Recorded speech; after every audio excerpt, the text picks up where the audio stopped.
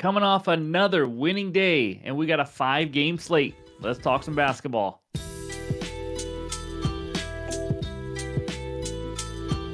What's going on, everyone? Welcome back in to another episode for Just a Bet Outside. I am your host, Steven, and we're coming off a 2-1 day to make it a 30-13 run. Let's keep it rolling. We just keep piling up these profitable days. The grind continues. We'll go over that recap in just a little bit. We had one bet that did not play. Brandon Ingram ended up not playing, so that was just voided. So just the 3 bets. But quick video update for this week in the schedule. It's Thanksgiving. We got a busy time coming up. But the Thursday night video we usually have for the game bets for the NFL, that will actually come out first half of the day on Friday instead of late Thursday night. The NFL player props video will still be out Friday night, so nothing changed there. The only thing that might change is the Friday NBA video.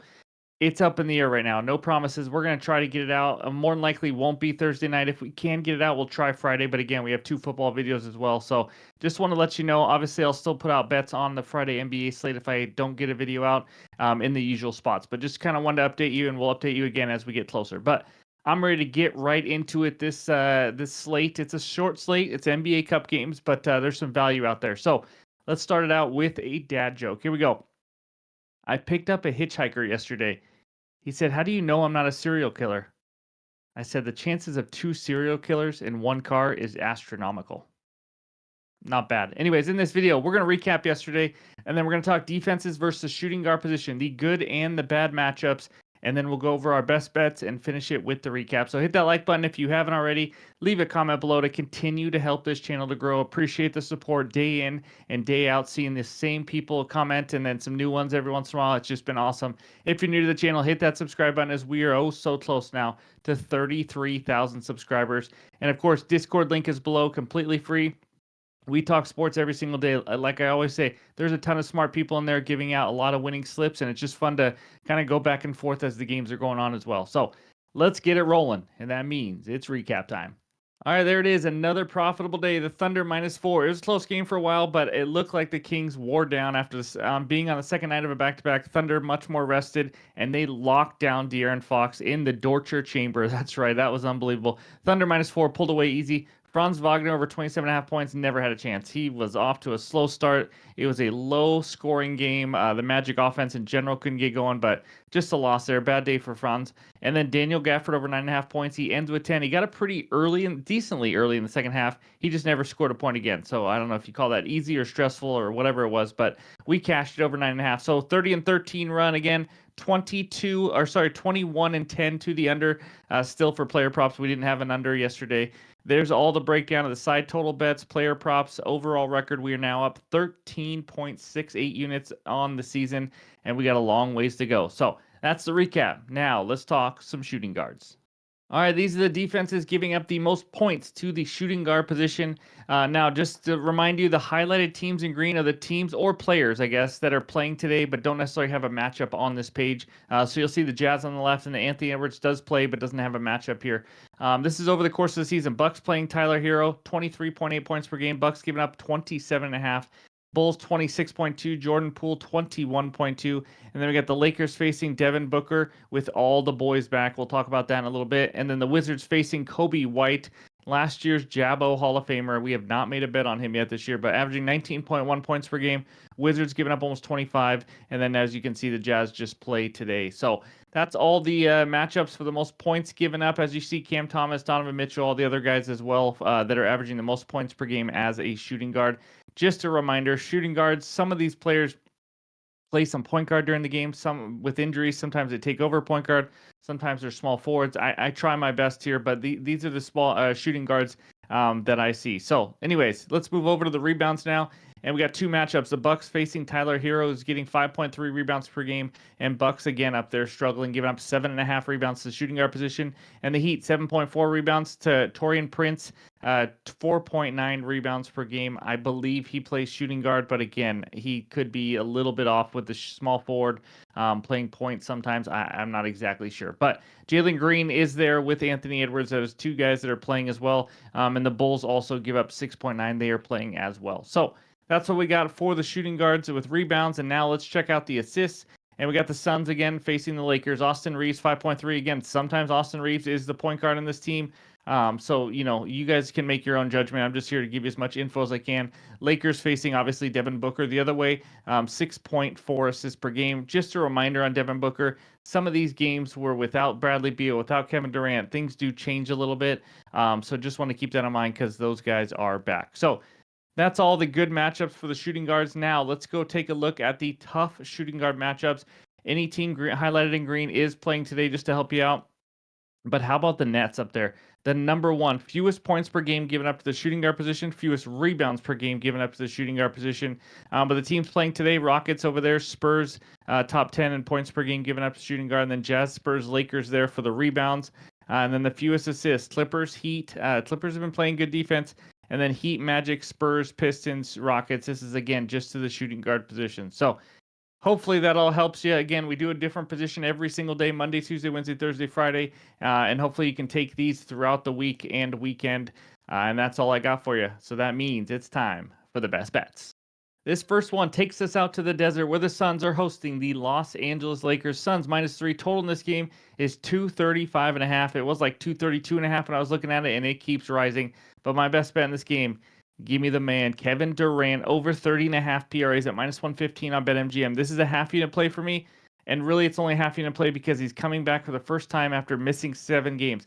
From everything I read, it sounds like everything went well with scrimmages, workouts, and everything. I think he's going to be good to go. I expect him to play 30 plus minutes, but I'm not the coach. So just in case he all of a sudden gets a huge minutes restriction, I'm just going to cut my risk and make it a half unit. But I really do like this bet because we are getting a big time discounted line because it being his first time back. So Durant this season with Booker and Beal. By the way, Durant is not the only one coming back. Bradley Beal is also coming back. The Suns haven't played a game in like a month, it seems like. They had some weird 5 or 6 day break. I don't understand NBA scheduling, but it is what it is. So Bradley Beal, Kevin Durant, both back. So Durant this season, when all 3 of them are on the court, as you can see by this outlier screenshot, he's gone over in 7 of 7 games, averaging 38.43 PRs. It hasn't even been close.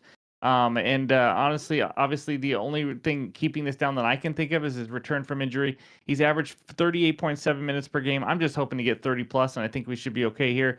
But averaging 18 field goal attempts, 6.4 potential assists, 10 rebound chances per game. That's 16.4 potentials total, along with him scoring 25 to 30 points. I think that is just plenty. That's what at least I expect from him. And Durant has crushed the Lakers with Booker on the court versus LA. He's over in 4 of the last 5 games, averaging 37.2 PRAs per game. We have a high total in this game for a reason. The Lakers' defense is flat out not very good. They just aren't. They struggle in isolation, one-on-one defense, which is where Kevin Durant gets a big chunk of his points. He's a big isolation player, as you guys know. Lakers, we know, they give up a lot of catch-and-shoot threes. When you watch their game, there are open guys everywhere. Kevin Durant should be able to get some of those passes from Tyus Jones, from Devin Booker, from Bradley Beal, all these guys that can create and kick out. Not saying Kevin Durant is just some, catch and shoot guy, but he should be able to get some points there. Overall, the Lakers giving up the 7th most points, 6th most assists to the power forward position. I don't see anybody in the Lakers that is able to stop KD. Let's just be honest. The only thing I think that keeps him from going over this is somehow he comes out clanking every shot, or he gets like 22 minutes and the coach just has a minutes restriction that nobody saw coming. But you know what? It could happen again. That's why I have a half unit on it. So bet number 1, KD over 30.5 PRAs. And let's move on to bet number 2. All right, this second one takes us out to Utah, where the Jazz host the San Antonio Spurs in the game of the day. Spurs -3 total in this game, 227. Before I get into it, this is my second and final play on the video. Only 5 games, not all the props are out. I will have another one in the morning. It'll be in the pinned comments on X and on Discord. Maybe find that 1 unit play.